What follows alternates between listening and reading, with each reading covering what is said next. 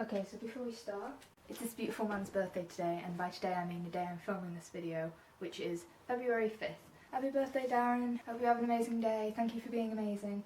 I just wanted to point that out for any of you who don't know. And again, as I've said in previous videos, if you don't know who Darren Chris is, why are you here?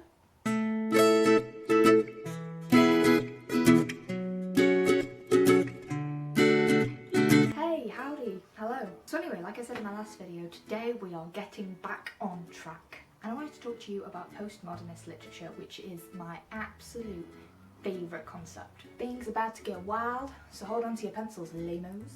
Postmodernism, it would really help if I could say the word, wouldn't it? Postmodernism is a philosophical movement that covered pretty much most of society over the last half of the 20th century. Now, I'm not here to teach you history, so if you do actually want to find out more about the movement itself, I would suggest Google is your bestie.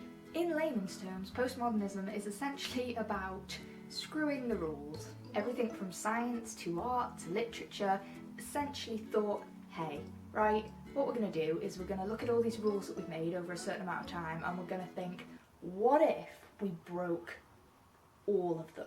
In terms of literature, this concept works very, very well. And the idea comes from the fact that it's very hard in this day and age to be 100% original in your writing. So postmodernism's aim was to shake up and change around some of the conventions and characteristics of certain genres. And there are specifically two books that I'd like to talk about in terms of this movement. The first one is Rebecca by Daphne du Maurier. Though this novel was not published in the time frame at which postmodernism was at its peak, it does hold a certain characteristic which is very, very prevalent in the movement. And that is the unreliable narrator. I don't want to give too much away, but this story is written from the perspective of a woman who is never named. We only ever hear her referred to as Mrs. de Winter, and that's only after she marries Mr. Maxim de Winter. Now, throughout the novel, we get little glimpses into why exactly she might not be the most reliable narrator. The biggest being her jealousy of her husband's deceased ex-wife, Rebecca, and of course the insecurity that spawns. Now, we have all been marred by emotion before, and we have all, don't lie, manipulated the truth to make ourselves feel better. And in this case, her jealousy clouds her judgment, so we are not entirely sure whether the over-dramatisation of events that she portrays are entirely true. As readers, we are taught to trust the narrator fully, but when an author decides to tip that rule on its head, we are opened up to an entire world of possibilities. As writers and as readers, it's important for us to recognise when this is happening and how, specifically how this is happening.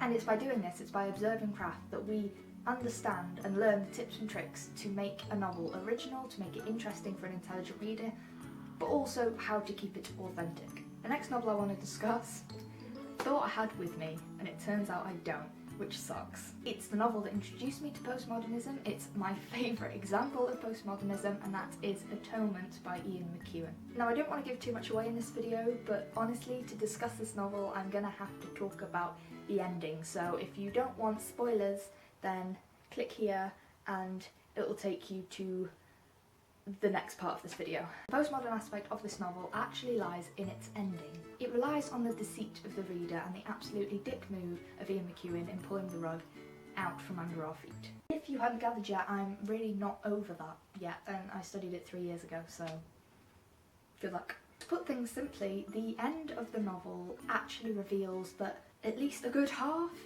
isn't actually true. Robbie and Cecilia never get their reunion. Bryony never gets her forgiveness and redemption. I'm going to paraphrase because I don't have the book here with me, but it becomes apparent at the end of the novel that the reason that Ian McEwan has done this is because there would be no satisfaction in a happy ending. As human beings, we strive for good. There is a tiny part in all of us that looks for the happy ending, unless you're some form of psychopath, in which case,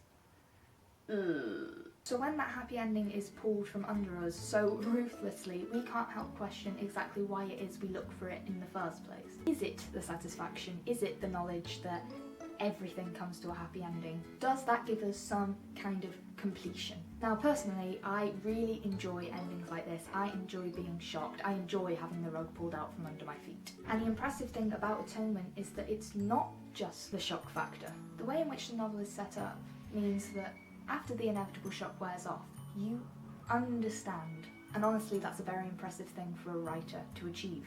Postmodernism makes us question our beliefs. It gives us a view of the world through a different lens. By taking away that blanket, our eyes are open to a whole world of new ideas and concepts. And that is something that all of us writers should strive for. Postmodernism is about experimentation, it's about breaking the rules, it's about taking risks. And sure, it's not for everyone, and not everyone can pull it off. But for those of you who think the typical and standard narrative construction doesn't really fit you, then this might be your cup of tea.